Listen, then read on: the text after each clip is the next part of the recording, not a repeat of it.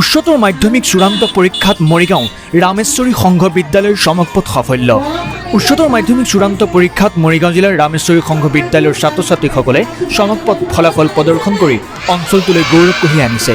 2005 চনত স্থাপিত হোৱা বিদ্যালয়খনৰ পৰা মুঠ 32গৰাকী শিক্ষাৰ্থী পৰীক্ষাত অৱতীৰ্ণ হৈছিল আৰু তাৰে ভিতৰত 31গৰাকী কৃতিত্বৰে উত্তীৰ্ণ হ'বলৈ সক্ষম হৈছে।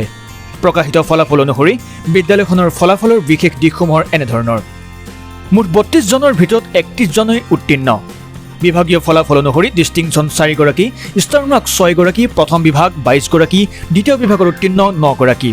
বিভিন্ন বিষয়ত ছাত্ৰ ছাত্ৰীসকলে লাভ কৰা লেটাৰ মাৰ্কৰ সংখ্যাই তেওঁলোকৰ মেধাৰ পৰিচয় দিছে।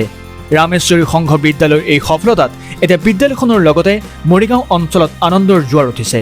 বিদ্যালয়খনৰ শিক্ষক শিক্ষয়িত্ৰীসকলৰ কঠোৰ পৰিশ্ৰম আৰু ছাত্ৰ ছাত্ৰীৰ একাগ্ৰতাই এই ফলাফল সম্ভৱ কৰি তুলিলে বুলি চৰ্চা হৈছে। এই সফলতাক লৈ বিদ্যালয়ৰ কৰ্তৃপক্ষ আৰু অভিভাৱক সমাজে সন্তুষ্টি প্ৰকাশ কৰিছে।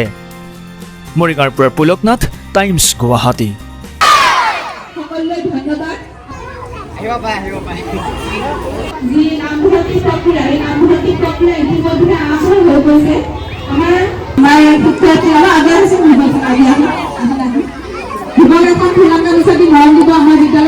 পলিটিকেল সায়েন্স ডিপাৰ্টমেণ্টৰ শিক্ষয়িত্ৰী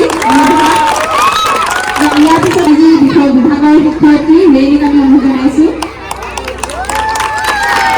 আৰু আমাৰ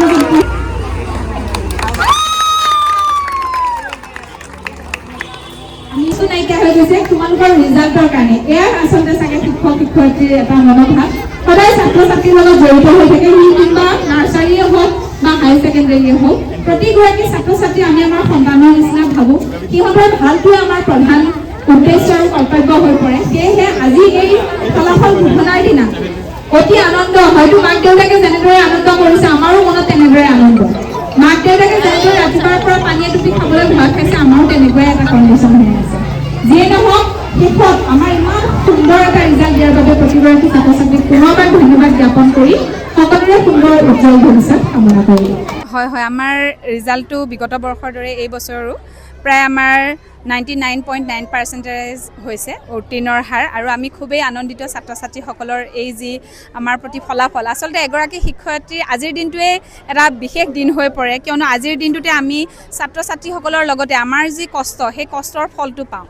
আজি আমাৰ প্ৰায় অভাৰঅল যিটো ৰিজাল্ট, আমি বহুত সুখী ছাত্ৰ ছাত্ৰীসকলক লৈ।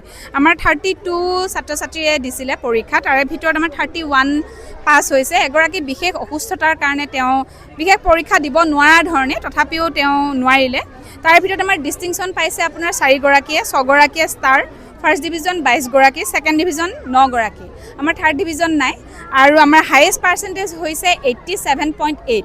কিন্তু যিকেইগৰাকী আমাৰ ডিষ্টিংশ্যন পাবলৈ সক্ষম হৈছে 4গৰাকী, প্ৰতি 4গৰাকীয়ে আমাৰ পাৰ্চেণ্টেজ 87 পইণ্ট ছামথিঙতে আছে, 87.6, 87.4 তেনেকৈ আছে। আৰু যদি লেটাৰ মাৰ্ক ক'বলৈ যাওঁ, আমাৰ যি 6টা বিষয় আছে, আচলতে 7টা বিষয় আছে। বিহুটো যোৱা বছৰলৈ নাছিলে, এই বছৰৰ পৰা আমাৰ বিহুৰো ৰিজাল্ট আমি আপোনালোকক দিব পাৰিম। আমাৰ 6টা ছাবজেক্টতেই তেওঁলোকে লেটাৰ পাবলৈ সক্ষম হৈছে। ইংৰাজীত পাইছে 3গৰাকীয়ে, অসমীয়াত 11গৰাকী, পলিটিকেল ছায়েন্সত 7গৰাকী, এন্থ্ৰপ'লজি 12গৰাকী, জিঅ'গ্ৰাফী 10গৰাকী, এডুকেশ্যন 2গৰাকী।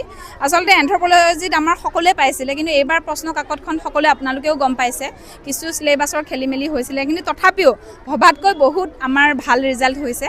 আপোনালোককো ধন্যবাদ জনাইছোঁ। আপোনালোকৰ যোগেৰে আমাৰ বিদ্যালয়ৰ যি এই আমাৰ সুন্দৰ মধুৰ ক্ষণ, এইখিনি আপোনালোকৰ যোগেদি আমি সমগ্ৰ মৰিগাঁওবাসীৰ লগতে অসমৰ আমি শ্বেয়াৰ কৰিব পাৰিছোঁ। Thank U.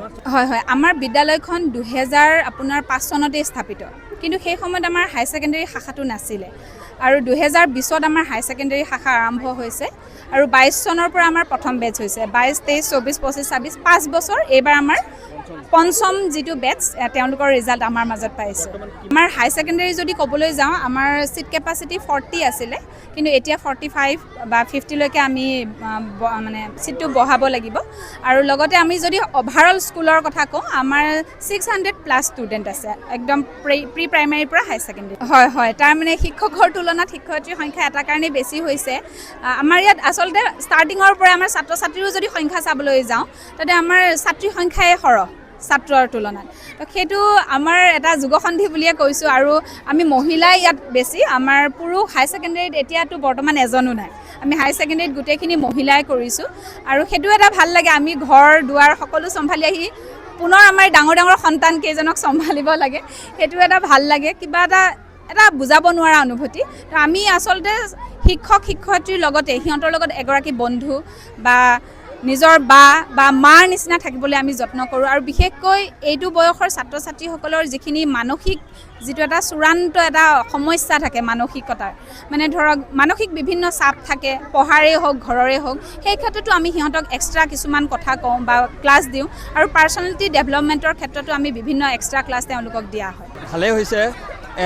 এখন হাই ছেকেণ্ডেৰী ৰিজাল্টটো এখন স্কুলত এইবাৰ সৰ্বাধিক মই এন্থ্ৰপলজিত হায়েষ্ট নম্বৰ পাইছোঁ, ধৰ 79 পাইছোঁ। 1 নম্বৰ এটা কাৰণে ধৰ লেটাৰ পাব নোৱাৰিলোঁ, ফাৰ্ষ্ট ডিভিজন পাইছোঁ, ভাল লাগিছে।